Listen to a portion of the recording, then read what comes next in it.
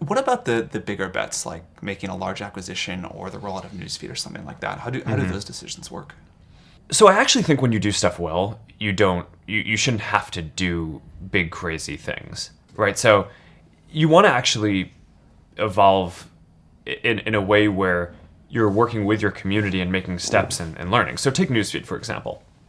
That was a relatively big shift, but it actually had been a couple of years in the making by watching how people were using the service, right? So when we started off, we didn't have anything like newsfeed that showed you updates from what people were sharing. We just had profiles.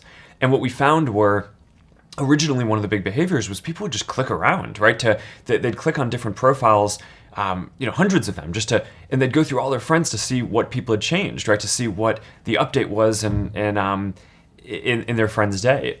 And we learned from that people were not just interested in looking up and learning about a person, but also understanding the day-to-day changes. So, first we made this product that just showed in order which of your friends had updated their profile, right? So that at least told you whose profile to click on.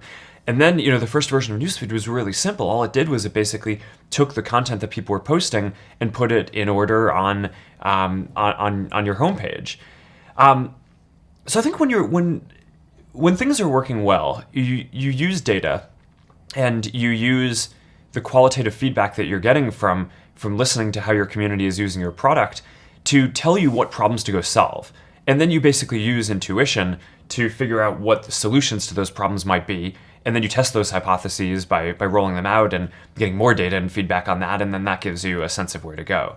When I look at things like, we bought, the Oculus team for a lot of money, right? I actually view that as, if we'd done a better job of building up some of the expertise to do some of that stuff internally, then, maybe we wouldn't have had to do that. But, instead we hadn't done that. And, the Oculus team is by far the most talented team working on that problem.